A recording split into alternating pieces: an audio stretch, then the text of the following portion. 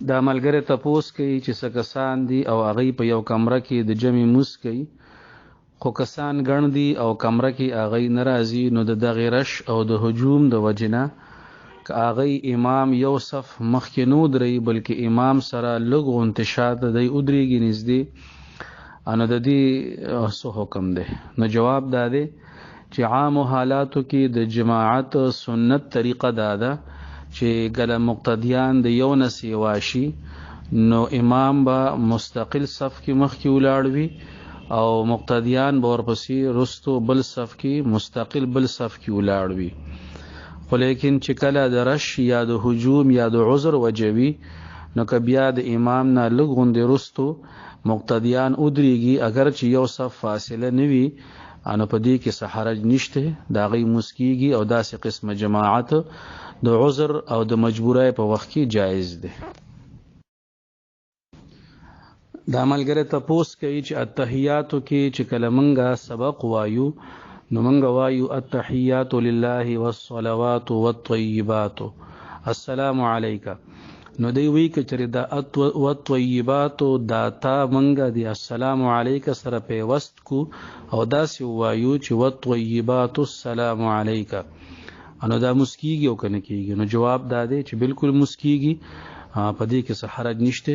دې سره معنا کې هم څه فرق نه راځي، د ګرامر په لحاظ سره هم څه فرق نه راځي، نو مونځ جایز دی دې سره.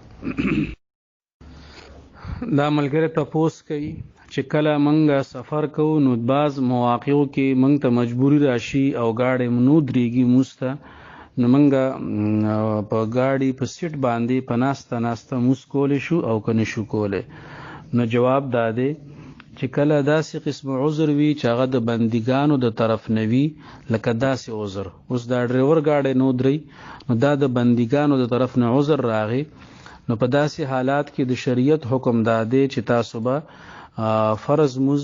په سیټ باندې په ناسته کوئ. البته چې کله گاډی ودرېده او تاسو ته موقع میلاو شوه نو بیا به دوباره دغه مونځ کوئ په صحیح طریقه باندې، نو گاډي کې به هم کوئ او دوباره به هم دغه مونځ کوئ. ښه، دا ملګری تپوس کوي چې د جمعې مونځو او یو غټ مسجد و موږ هلته کې مونځ له لاړو، نو په دویم رکعت کې امام چې کله سجدې له لاړ نو د سجدې په حالت کې هغه الله اکبر ووي، نو مقتدیان وی که چېرې امام د سجدې نه پاسې د هغې جلسه باندې کېناستل او امام هغه شانتي په سجده کې و، بیا امام الله اکبر ووي نو مقتدیان سجدې له لاړ او امام قاعدې ته کېناستو، نو بیا هغه چې کوم مقتدیان په سجده کې پراتو نو نور مقتدیانو الله اکبر وغیره ووي او هغوی د قاعدې نه راپاڅېدل. دی دا تپوس کوي چې دا مونځ شوی دی او که نه دی شوی؟ نو جواب دا دی چې په مونځ کې په یو رکعت کې دواړه سجدې کول دا فرض دي، یوه سجده وشوه یو سجده پاتې شوې ده، نو په دې وجه باندې مونځ کې فرض پاتې شوي دي، نو دا مونځ نه دی شوی. په کار دا و چې دغه وخت کې دننه دوباره د جمعې مونځ شوی وی نو دا به ډېره بهتره وه. نو اوس که چېرې څوک دغه مونځ قضا کول په کار هم دي، که څوک قضا کوي نو هغوی به د ماسپښین مونځ قضا کوي، د امام مونځ فاسد شو، نو که شاته مقتدیانو 2 سجدې کړي هم وي نو د امام د مونځ د فاسدېدو په وجه باندې د هغوی مونځ هم فاسد شوی دی، ټول به د ماسپښین د مونځ قضا کوي. دا ملګری تپوس کوي چې موږ دوبۍ کې په دیره کې پاتې کیږو، 5-6 ملګري یو، نو چې کله د ماسپښین اذان وشي په مسجد کې او مسجد زموږ نه لرې دی، نو موږ په خپله دیره کې سنت وکړو او بیا د جمع مونځ وکړو او لا تر اوسه پورې په مسجد کې مونځ نه وي شوی، نو د دې په شریعت کې څه حکم دی؟ نو جواب دا دی چې بهتره خو دا ده چې بنده جماعت ته لاړ شي او د جماعت په جمع کې شریک شي. نبی اکرم صلی الله علیه وسلم فرمایي چې کم کس د جمع دپاره جماعت ته روان شو الله تعالی د هغه په یو قدم باندې یو نیکي ورکوي، یو ورله ګناه ختموي او یو ورله درجه اوچتوي. نو چې څومره مسجد لري وي دومره به قدمونه ډیر وي، د هغې په حساب باندې به ثواب او اجر هم ډیر وي، ګناهونه به ختمیږي. نو په دې وجه مسجد ته تلو اهتمام دا ډیر ضروری دی. که چېرې د عذر حالت وي یا څه مجبوری وي نو بیا د مسجد نه بهر یو سړی د مسجد د جمع نه مخکې جمع کوي نو هغې کې گنجایش دی، خو په مسجد کې جمع کول جایز نه دي،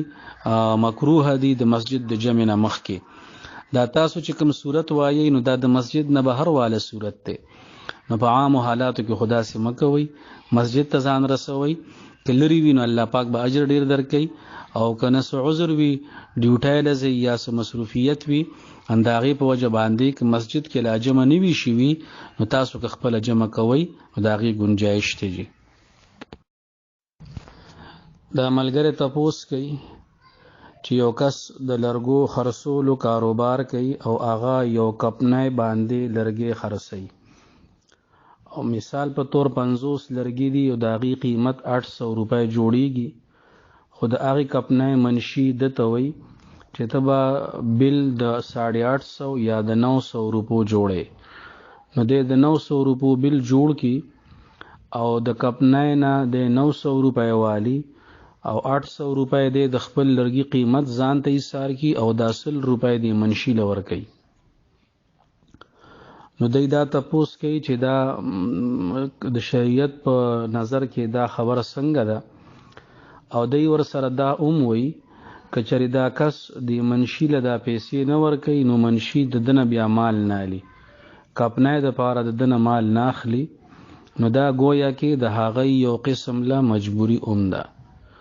نو جواب دا دی چې د 800 روپو مال د هغې بل 900 یا 850 روپۍ جوړول نو دا دوکه کې راځي. د شریعت په نظر کې دا یو بل مسلمان له دوکه ورکول دي، نو دا جایز نه دي. او که چېرې دی دغه پیسې منشي له ورکوي نو گویا کې دی پردی مال بل چا له ورکوي، نو د بل چا د دنیا د آبادولو دپاره د خپل آخرت تباه کوي، نو دا هم جایز نه دي. منشي ظاهره خبره ده چې هغه د رشوت په زمره کې دا اخلي، نو د منشي سره په دې باب کې چې تعاون کوي نو دا د ګناه په باب کې تعاون دی، نو په دې حواله سره دا جایز نه دی. باقی دا خبره چې د مجبوری ده، نو که چېرې دی منشي له پیسې نه ورکوي نو منشي د کپنی دپاره د ده نه مال نه اخلي، نو دا مجبوری د شریعت په نظر کې مجبوره حیثیت ته دا خبره نه ده رسیدلی، ځکه چې یو کس د لرګو کاروبار کوي نو د هغه ګاهک او د هغه کسټمر هغه صرف کپنی نه وي، ممکن ده چې نورو خلقو باندې هم دی خرڅ کي، نور خلق هم د ګاهک جوړېدی شي، نو په هغې باندې د خرڅوي چې کوم ځای کې د ګناه والا کار نه وي، او چې کوم ځای کې د ګناه والا کار وي نو هغې ځای کې د خرڅولو او د اغوستلو نه اجتناب دا ضروري دی. دا ملګری تپوس کوي چې په قاعده کې ګوته اوچتول دا څه ټایم پکار دي او ښکته کول څه ټایم پکار دي. نو جواب دا دی چې کله تشهد ویلی شي نو اشهد ان لا اله لا اله لا سره ګوته اوچتول پکار دي، اشهد ان لا اله نو لا سره ګوته اوچتول پکار دي، او الا الله چې الا سره ګوته ښکته کول پکار دي. جی دا ملګری تپوس کوي چې د سرکار د طرف نه موږ ته کوم وردي میلاو شي، کوم بوټان میلاو شي، دا زمونږ ملکیت کې وي، چې کله زاړه شي نو که ورکو نو ورکو، او که نه ورکوي نو هغې زمونږ نه د دې باره کې څوک تپوس نه کوي. نو دغه بوټان یا دغه وردي وغیره په پیسو باندې خرڅول دا جایز دي او که ناجایز دي. نو جواب دا دی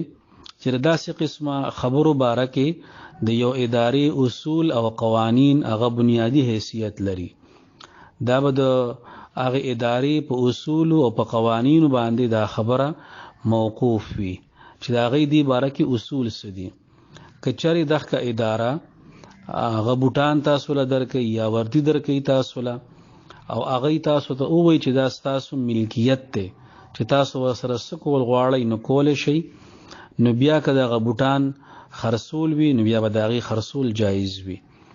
او که د ادارې د طرف نه صرف د استعمال د پاره وي چې سوره پورې تاسو دا استعمالوي نو استعمالوي به او کله چې د استعمال قابل نه وي نو بیا به ادارې ته واپس کوي نو بیا د هغې واپس کول ضروری دي د دې باره کې بنیادی سیز د هغې ادارې اصول او ضوابط دي د هغې خیال ساتل دا ضروری دي دا ملګری تپوس کوي چې د جمعې د مانځه د سنتو باره کې دلته څوک وایي څه وایي شته څوک وایي نشته نو دی وایي چې موږ ته لږ تفصیل سره د دې باره کې ووایي نو جواب دا دی چې د جمعې د مونځ نه مخکې 4 رکعاته سنت کول او د جمعې د مونځ نه پس 4 رکعاته سنت کول دا د نبی اکرم صلی الله علیه وسلم نه وینا ثابت ده چې نبی علیه الصلاۃ والسلام فرمایلی دي چې تاسو د جمعې نه مخکې 4 رکعاته وکئ دا وینا ثابت ده او د جمعې نه پس 4 رکعاتو سنت وینا ثابت ده دغه رنګې د جمعې نه مخکې د 4 رکعاتو سنت کول او د جمعې نه پس د 4 رکعاتو سنت کول دام د نبی اکرم صلی الله علیه وسلم نه ثابت دي باقی پاتې 2 رکعاته نو 2 رکعاته کې د نبی علیه الصلاۃ والسلام نه دغه 2 رکعاتو سنت کول ثابت دي نو په دې وجه باندې علما فرمایي چې د جمعې پر ورځ باندې سنت هغه 10 رکعاته دي 4 رکعاته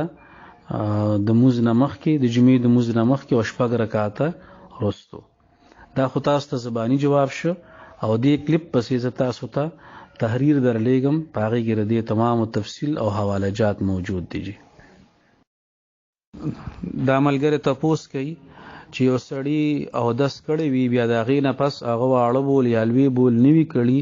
صرف بادي خارج شوي وي نو په دې سره دوباره استنجا کول ضروری دي او که ضروری نه دي نو جواب دا دی چې د وړو بولو یا د لویو بولو نه کولو نه بغیر دوباره استنجا ته ضرورت نشته که په بل څه طریقه باندې اودس مات شو نو صرف 4 دام کول کافي دي دا ملګری تپوس کوي چې یو کس 2 رکعاته مونځ کوي او په لومبني رکعت کې قل یا ایها الکافرون قل هو الله احد او په 2م رکعت کې قل اعوذ برب الفلق قل اعوذ برب الناس وایي په 2 رکعاتو کې 4 سورتونه وایي په دې ترتیب سره نو دا مونځ کیږي او که نه کیږي نو جواب دا دی چې په یو رکعت کې د یو سورت نه سیوا سورتونه ویل دا جایز دي البته بهتر دا دی چې په درمیان کې صورت پرې نه خودی شي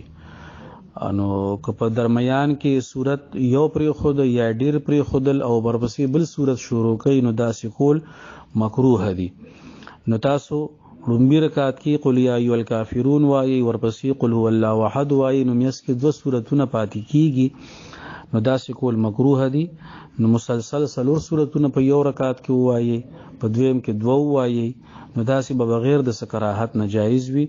او که داسې منځونه تاسو کړي وي نو هغه شوي دي د هغې دوباره کولو ته ضرورت نشته جي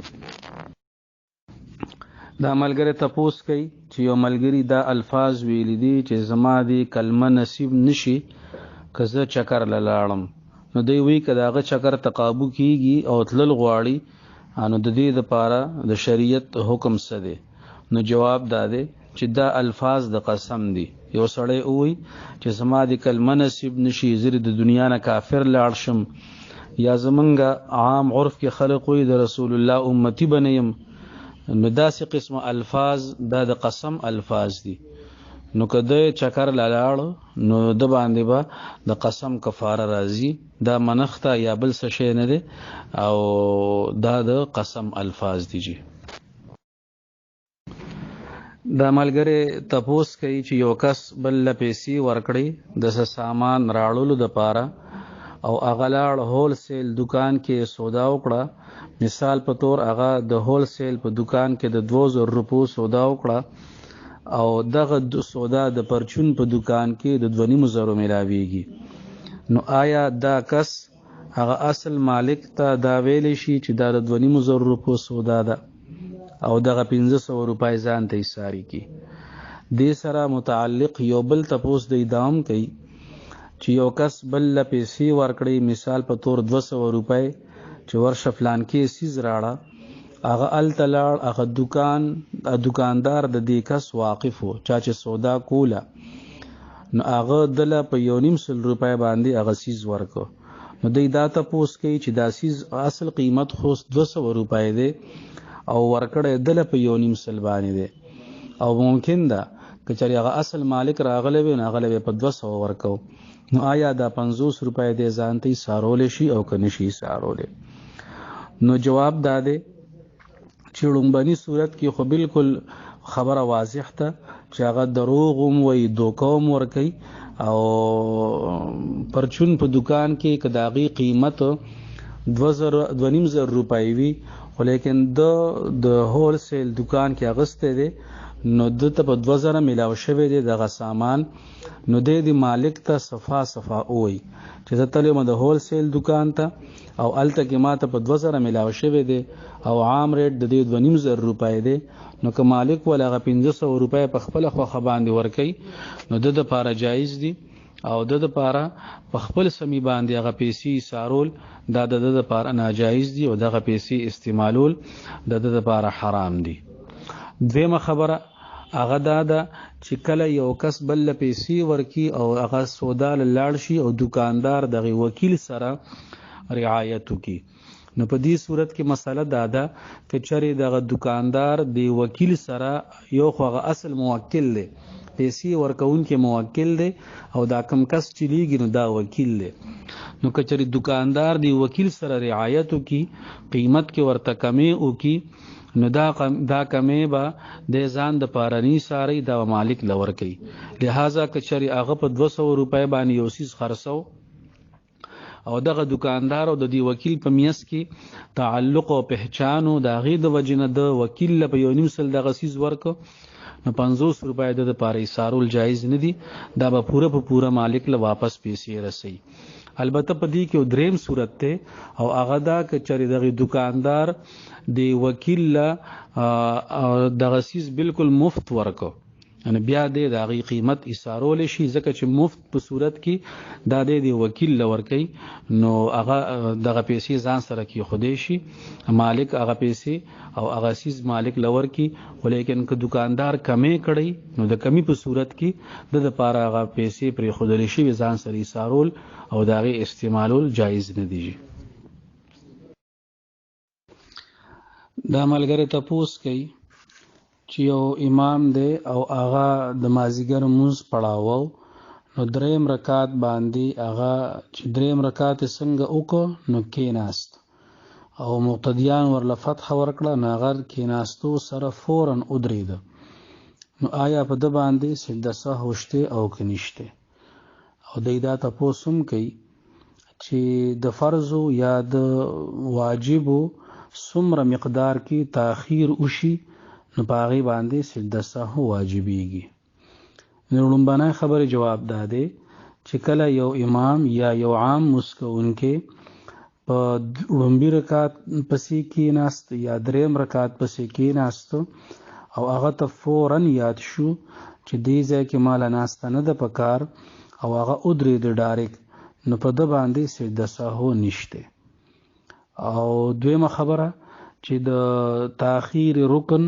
څومره مقدار کې تاخیر وشي سجده سهو واجبېږي، نو چې کله یو فرض یا یو واجب دومره مؤخر شي چې د یو رکن په مقدار باندې وي، او د رکن مقدار فقهاو لیکلی دی چې هغه دا دی چې 3 پیرې په هغې کې سبحان الله ویلی شي، نو 3 پیرې سبحان الله په مقدار باندې یو رکن مؤخر کېدل دا د سجده سهو دپاره واجب کوونکی څیز دی، په دې باندې سجده سهو واجبېږي. او د تاخیر رکن دغه مقدار باندې تفصیلی کلام زمونږ حضرت شیخ الاسلام مفتی محمد تقی عثمانی دامت برکاتهم خپل فتاوی عثمانی لومبی جلد صفحه 490 نوالی تر صفحه 495 پورې بلکې صفحه 494 پورې دی په دې باندې تفصیلی کلام کړی دی. نو کو بیا څوک خواهشمند دي نو تفصیلی کلام هغه ځای کې وګورئ. دا ملګری تاسو کوي چې زه جده کې ومه او زه به عمرې له لاړم د جمعې پر ورځ باندې ما به عمره وکړه، سر به مې کټا که، بیا ورپسې جمعه یا هغې پسې جمعه باندې به موږ بیا عمرې له لاړو. نو زمونږ به ویښته لالوي شوي نو موږ به د عربیانو په شانتي یو 4 ځایه ټک ولګو. بیا به موږ واپس رالو. هلته کې یو امیر صاحب 4 میاشتې لګېدلې وي. نو هغه ما ته وویل چې ستا عمره نه ده شوې او لامبې به نه او ته به کپړې احرام به واچې او بیا به حرم ته لاړ شي او هلته کې به سر کټا کې او که داسې دې ونه کړل نو په تا باندې به دم راځي. دا ملګری وي زه خو پاکستان ته راغلی یم نو ما له د دې مسلې شریعت په رڼا کې حل راکوي. نو جواب دا دی چې کله یو بنده د حج دپاره یا د عمرې دپاره احرام وتړي او حجو کې یا عمرو کې، نو دا سر کټاکول د دې مقصد دا دی چې په دې سر کټاکولو سره د احرام نه راوځي. نو که تاسو د عمرې دپاره چې کوم احرام تړلی وو، تاسو نیت کړی وو، ورپسې طواف کړی وو او ورپسې بیا سعی هم کړی وه د صفا مروه، نو د عمرې والا کارونه پوره شوي دي. اوس تاسو له پکار وو چې تاسو سر کټا کړی وی، که ویښته راختلي او که نی راختلي. تر دې پورې علما لیکي که چېرې یو سړی په یو ورځ کې 2 عمرې کوي نو چې سهار عمره وکړه او سر یې کټا که، پس د ماسپښینه بله عمره کوي، نو ماښام پورې خواړو د ویښتو تصور نی، نو دی به صرف د تعمیل حکم د پاره چې د شریعت حکم دا دی چې دی به سر باندې اوستره هغه ګرځي، نو صرف په سر باندې به چاړه راخلي که ویښته کټ کېږي او که نه کټ کېږي او که ویښته یي او که نی. دې سره زموږ څه کار نشته. د اصل شی د شریعت حکم منل دي. نو په کار دا چې تاسو دوباره په سر باندې چاړه راخکلی وي او حلق کړی وي، سر کټا کړی وي، دا افضل دي. خو لیکن تاسو وایي چې منګه د عربیانو په شانتي 4 ټکونه لګولي دي، نو په دې جمله باندې زه پوه نه شوم چې عربیان 4 ټکونه څنګه لګي. نو کچري دغه 4 ټکونو په سره ستاسو د سر د 4مې ایسي کټا شوی وي، د سر 4مه ایسه ویښته هغه خریلی شوي وي په دې سره، نو تاسو خو د احرام نه راوتي او عمره هم شوې ده. عمره خو به هر حال شوې ده خو د احرام نه د راوتو سوال دی. نو که تاسو دغه ټکونو لګولو سره د سر 4مې ایسي حلق او 4مه ایسه سر کټا شوی وي نو تاسو د احرام نه راوتي په تاسو باندې څه نشته. او که نه د سر 4مه ایسه حلق نی شوی، سر نی کټا شوی، نو بیا مسله دا ده چې تاسو د احرام نه نه راوتي، نو بیا به دا یو جدا صورت حال وي. نو تاسو داسې کار وکړئ که دغلته کې تاسو چې د کوم ځای یې هلته کې نږدې یو مفتي صاحب وي، نو تاسو هغه سره میلاو شئ مخامخ او هغه ته د دې ټکونو دا طریقه وښیئ چې موږ په دې طریقه باندې ټکونه لګولي دي. نو هغې به هغې ته وګوري، نو که د سر 4مې سي حلق شوی وي نو خو هغه به درته ووایي چې څه مسله نشته، او که نه نی شوی نو بیا به د هغې نه پس خبره کېږي. دا ملګری تپوس کوي چې یو سړی بدکاري وکړي او بیا د هغې نه توبه وباسي، نو الله تعالی به د دا ګناه معاف کوي او که نه به معاف کوي. نو جواب دا دی چې الله جل شانه انتهایی رحیم ذات دی او توبه قبلونکی ذات دی، او چې یو انسان کفر وکړي الله تعالی ته توبه وباسي، الله تعالی د هغه کفر په توبه باندې معاف کوي. نو که یو سړی نور ګناهونه کوي، که هغه بدکاري ده که نور څه دي، نو که هغه ته خپېمانتیا راله او په صدق دل سره د زړه د اخلاص نه هغه توبه وباسي، نو انشاءالله تعالی الله تعالی معاف کوونکی ذات دی، الله تعالی به معاف کوي. جی خیر. دا ملګری تپوس کوي چې د یو زنانه میاشت کې چې کومه بیماري راتله نو هغه 2 یا 10 ورځې راله او د هغې نه پس هغه پاکه شوه او په 15مه ورځ باندې دوباره ورته بیماري راخله. نو دوی د دې باره کې تپوس کوي چې د دې شرعي حکم څه شی دی. نو جواب دا دی چې زنانه چې کله خپله بیماري تیره کړي نو د شریعت په نظر کې د دغه ویني نه پس 15 ورځې د پاکیت ورځې دي. که په دې 15 ورځو کې دنه دوباره وینه رااله نو دا به حیض نشماریږي. لہذا دا ستاسو چې کوم سوال دی نو په دې کې د زنانه 15 ورځ باندې بیماری بیا راغلی ده. نو د دې حکم دا دی چې دغه زنانه به هغه خپل چې کوم د عادت ورځې دي هغه به د هغې بیماری شي او هغې کې به مونځ او دس نه کوي، او باقی چې کومې عادت پورې ورځې دي که په هغې کې وینه راځي نو دا به پاکه تصور کېږي او دا به خپل مونځ او دس کوي. کله چې د عادت هغه ورځې دوباره راشي او هغه وینه وي نو په هغه ورځو کې بیا دا خپل مونځ پرېږدي. دا ملګری تپوس کوي چې د پب جی گیم او د ارطغرل ډرامې کتلو باره کې حکم څه دی؟ نو جواب دا دی چې پب جی گیم که هغې کې د کفر والا اشیاء نه وي چې په کوم باندې فتوا راغلې ده نو بیا هم د هغې د گیم کولو باندې د حراموالي فتوا راغلې ده چې دا گیم کول حرام دي، او د ارطغرل ډرامې اورېدو ډرامې کتو باندې د مفتیانو کرامو د ناجایزوالي فتوا راغلې ده چې دغه ډرامه کتل دا ناجایز دي. نو د دې په ځای باندې بنده نور څه کارو کې د دنیا یا د آخرت څه مثبت کارو کې او د دې نه ځان وساتئ. نو پب جی گیم کول حرام دي او دغه ډرامه کتل هم ناجایز دي. دا ملګری تپوس کوي چې زمانه د پرون مازیګر مونځ قضا شو ما نن اونه کړی شو نو چې سبا یې زه کوم نو زه به د غرض یادوم او کنه دا نیت کافي دی چې آخرنی مازیګر قضا مونځ ادا کوم. نو جواب دا دی چې بالکل دغه نیت صحیح دی، که آخرنی مازیګر یاد کی نو صحیح ده، او که غرض ورته یاد وي یا ورته تاریخ یاد وي او د هغې ورځې مونځ یاد کی نو صحیح ده. دا ملګری تپوس کوي چې دا کور کې زنانه کله ویښته منګس کی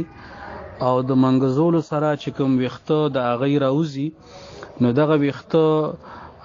په کور کې دننه په اور کې سوځول دا جایز دي او که ناجایز دي؟ نو جواب دا دی چې په اور کې سوځول مناسب نه دي او بهتره دا ده چې دغه ویښته را جمع کوي او په یو پاک ځای کې یې خښئ. د سوځولو نه اجتناب وکړئ، سوځول مناسب نه دي. دا ملګری تپوس کوي چې ماسخوتن مونځ د یو ملګري نه یو رکعت نیم شوی او امام سره هغه سلام وګرځو د هغه یېرو چې زما نه یو رکعت شوی دی. د سلام ګرځولو نه وروستو هغه شاته صف ته راغی او بیا ورته هلته کې یاد شو نو هلته کې ځان له یو رکعت وکړو. نو هغې دا تپوس کوي چې دا مونځ صحیح شوی دی او که نه دی صحیح شوی؟ نو جواب دا دی چې څنګه سوال کې تاسو تذکره وکړه چې کله د مخکنی صف نه رستنی صف ته راته نو د قبلې نه به د سینه خامخا اړېدلی، نو داسې قسمه حرکت او داسې قسمه کار دا د مونځ ماتونکی دی. نو که دی په دغه ځای باندې ناست وي او د مونځ سره داسې یو متصادم او منافي کار یې نه وی کړی او داسې برقرار وو نو بیا خو 2 رکعات کولی شه ځان له، خو لیکن دا د قبلې نه سینه اړېدل دا د مونځ منافي کار دی، مونځ سره چې کوم متصادم کار دی. نو په دې وجه باندې دغه 3 رکعاته ضایع شو او دغه 1 رکعت د دې څه حیثیت نشته او تاسو ورته ووی چې دا مونځ دوباره وکړه دا ورته ټیک ویلی دي. دله مونځ دوباره کول پکارو چې دوباره یې مونځ وکړه نو مونځ یې صحیح شوی دی، او که دغه 1 رکعت په دغه طریقه باندې کړی نو دغه مونځ نه دی صحیح شوی.